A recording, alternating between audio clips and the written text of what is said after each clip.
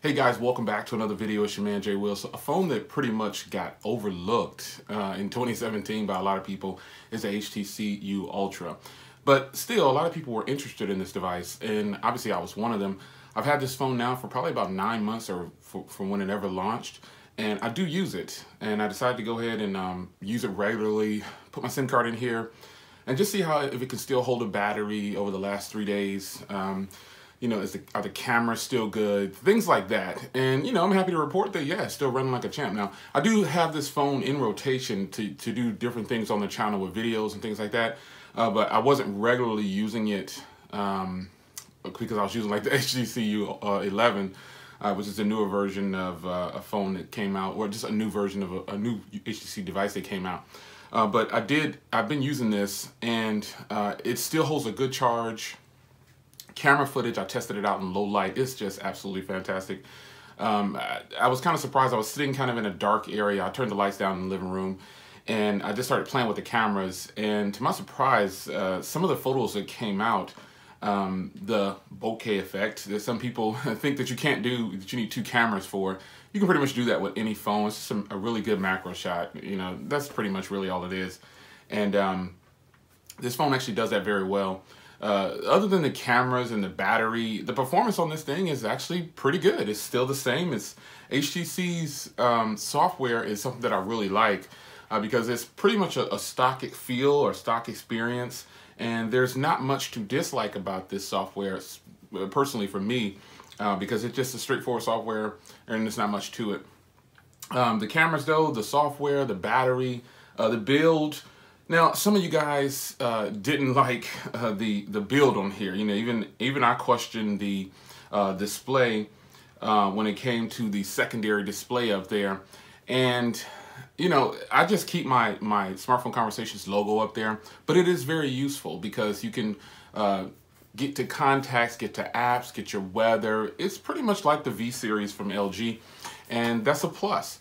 So I wanted to do a quick follow-up on the HTC U Ultra. This phone is still in pristine condition, and the screen is beautiful. I mean, you do have a Quad HD display coming in at 5.7 inches, and you have that little screen at the top that adds on. This really could have been a 6-inch device, but foreseeing, fast forward to today, you can see that they have the U11 Plus, and so that kind of takes the place of a 6-inch phone that they would have released with this model. But this is actually a beautiful, beautiful phone.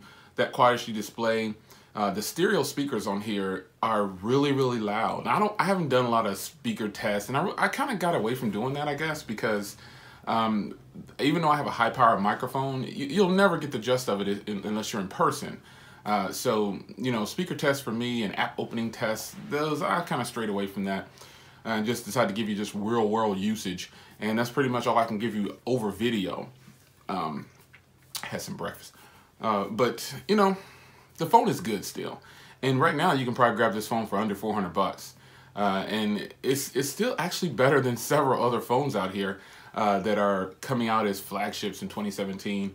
The camera footage on here again is absolutely stunning, and cameras are really important to a lot of people. So if in fact cameras are important to you, and battery life and stereo and speaker, this is a phone that you could possibly get. When it first came out, people got on the bandwagon. It's a waste of space, and you know, people got on the bandwagon for that, and then never really gave the phone a try because some people listened to what other people were saying, and that's perfectly fine. That's their choice. But what I will tell you though is that this screen is better than a lot of screens that are out today on smartphones. The build quality is better than a lot of smartphones that are out today. The speakers definitely trump several phones that are out today, even phones with stereo speakers. Battery life on here is great. You get that Sonic headphone kit with this one. That's pretty much what I use when I'm listening to these music on this. It's just fantastic, man. There's not a lot to complain about this phone. The only thing that people didn't like is kind of like with the Moto Z and several other phones, people just didn't like the price. Like the Essential phone, you know, people just didn't like the price, you know, and then they slammed the phone and picked it apart. But when you think about it, you know, in my experience with it, this phone has every bit of a high-end flagship look and feel and performance in a lot of areas. So I don't see how this could be a flop to so many people that got on that bandwagon saying it's a waste of space. but it's not a waste of space because this phone is actually still better than several of your current flagships, and it does a lot of things better. Also has that 16:9 ratio, which gives you more screen. Beautiful device. Quick follow-up video. It's still great. HTC U Ultra is one of my favorites in 2017. See you guys in the next video. Take care.